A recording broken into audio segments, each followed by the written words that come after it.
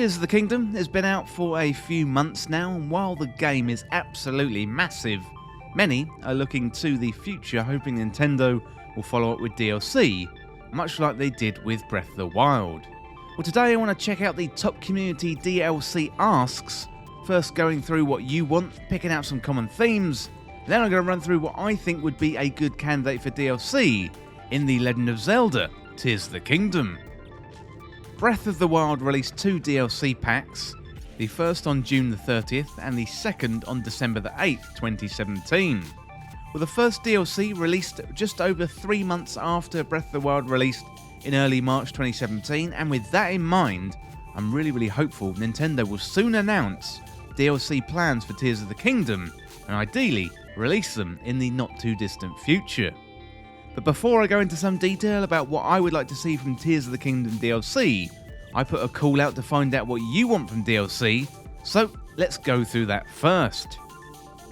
Well, Carrie Johnson 4922 said, well, first, I definitely want Cass back. I'd really like to see more on the 3 dragons and their history.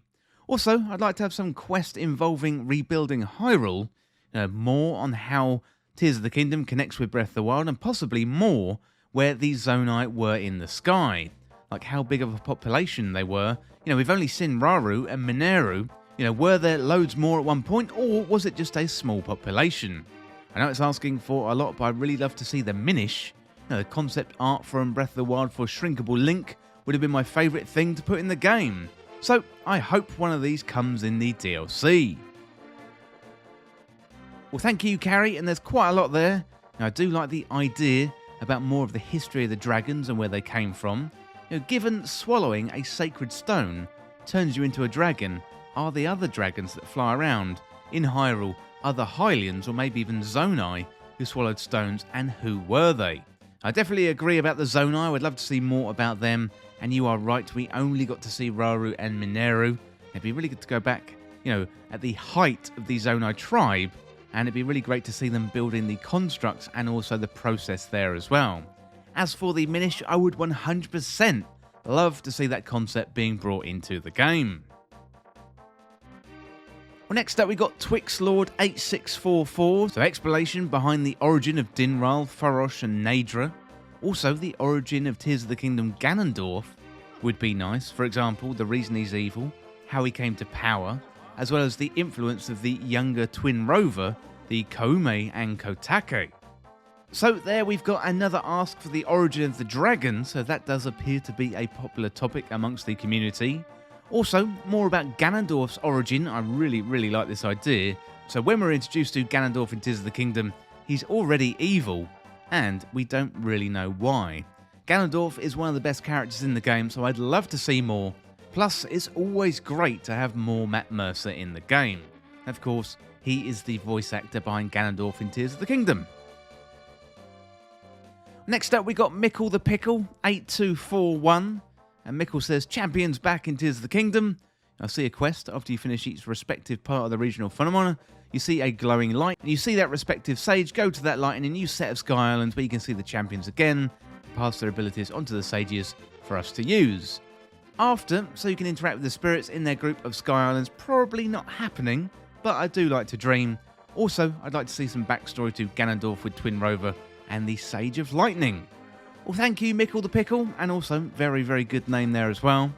So, more about the ancient champions definitely would be good. Agree there. I did like the cutscenes in Tears of the Kingdom. The only thing that was slightly annoying, those scenes felt very similar to me. The champions didn't really have their own personality like the champions in Breath of the Wild. It may not have helped that they were masked, as we couldn't really connect with them. Also, another fan here of Ganondorf's backstory, and definitely that sounds like a good idea, so that and the dragons seemingly like a very popular choice. Next up we got Hero Shade 6, so an explanation for the Sheikah Tech disappearance, and also a way to rebuild at least Hyrule Castle, if not all of Hyrule, and Zelda either being playable for some parts or a companion. So definitely, it'd be good to find out more about the Sheikah Tech and where that went. I do like the idea related to rebuilding Hyrule Castle. Similar to that overall theme of rebuilding Hyrule once and for all. I don't think we're going to get playable Zelda I think that would have been a big feature for the main game if that was going to happen. Fans have been calling for that for so long, and Nintendo don't really appear to be budging on their current position of Link saving Zelda. I do like the idea of companion Zelda. That sounds really good, especially given we had the companions throughout the temples in Tears of the Kingdom with the other sages, so that could really be a possibility. Next up, we've got Sledgin. Big shout out to Sledgin, really appreciate your comments. So, I want to explore the rest of the Temple of Time. From what it looks like, we only get to see what's in the bottom floor. There's probably 3 more. One of my predictions before the game came out was that this place would be a beginner dungeon to kind of test, see if you can leave the Great Sky Island to go to Hyrule. So the fact that 3 floors are seemingly off limits is weird. Well, thank you, Sledgin. Always astute observations. Really, really appreciate your comments. And yes, for sure, I love that look of the Temple of Time in Tears of the Kingdom. Now, given it's such an iconic location, I would really, really love to explore that building. Next up, we've got Jason MG99. I probably think that one of them should be about the ancient sages that fought alongside Rauru, and then the other being about the ancient hero. So here we've got more votes for a backstory related to the ancient sages. That definitely seems like a good idea. Much of the build-up to Tears of the Kingdom was focused on the ancient hero, but I don't think that ever really materialised in Tears of the Kingdom, so it would be good to find out more. Next up, we got Johan Anderson 8646. So thank you for writing in, Johan. So Johan says, life improvements. For example, markers on the map for defeated beasts, if you're going for the medals, or an option to set the sensor for a species, so it instantly detects all Froxes, for example. So as it is now, I guess most people cheat by looking on the web. It'd be better if the game makes it a little bit less tiresome. So really, really good ideas there, Johan. Thank you very much for that, and good quality of life improvement ideas. Really, really appreciate you writing in that comment. Well, next up, we've got Gold Lucario 5371. There's a few bullet points here, so bear with me. Master Quest, similar to Breath of the Wild in terms of a setup, so added game file. Gold tier enemies with new fuse parts to retain health. Changes to the maps and add difficulty, so boss additions, boss camps, etc, etc. Also, next bullet point, an upgrade to the Master Sword, either through another Trial of the Sword or a special side adventure that encompasses more than just the trial. The Master Sword, considering the lore in the story, isn't as powerful as you think it should be. Also, new main content that is either one of the following, so the other dragon stories through a tier quest, so 4 tiers for each dragon, a deeper dive into the stories of the sages of the past that grant upgrades to the current sage or skills, and maybe a side adventure with Koume and Kotake trying to revive Ganondorf. So miscellaneous extras, special Korok seeds to hunt for additional inventory space. Seems like there's room for more. Additional armor sets, so a starting outfit from Skyward Sword, for example. Adding additional weapons from older games. So we've got the Razor Sword and the Gilded Sword from Majora's Mask. So absolutely loads to dive into there, Gold Lucario. Really appreciate it. I love the idea of gold tier enemies and new fusion parts. Unlocking more challenging experiences would be really, really good. More boss camps would be good, plus I'd love to see more enemy density personally. So I really like the idea of doing more with the Master Sword. That quest to get the sword was fantastic, and one of my best gaming moments of 2023, so a new side adventure related to the Master Sword would be really, really good. You also mentioned more dragon stories or a specific backstory through the Tears mechanic. Sounds like a great way to do it. Plus you also mentioned the ancient sages, which is emerging as a popular theme. Okay, we've got a few more. So Drew Mello says, I've got to see the Breath of the Wild champions and the Divine Beasts again. Elvis Hernandez 4305 says, I for sure want to see Cass come back. Michael Craft wrote in and said, I would like to see more info about the dragons and the Zonai. C9JA456, more on the ancient hero. Marshall the artist said time travel and additional playable characters. Gorad said hookshot. And Tet2381 says Cass, I miss my bird boy.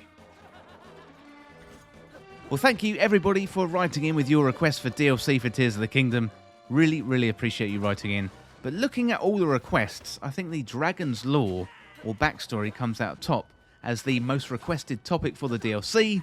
Then you've got a tie between the Ganondorf backstory more about the ancient sages, rebuilding Hyrule, Twin Rover, Cass, and also more about the ancient hero. And let me know in the comments, what do you think? Do you think any of these topics would be suitable for DLC, or have you got an idea that isn't on this list? Personally, I would love to see an additional temple, an addition to the main quest and more side adventures, plus a higher difficulty mode. I think Ganondorf or the dragons makes sense for the additional story, and given Ganondorf's role in the game and the series, it'd be good to see more about his rise to power and corruption.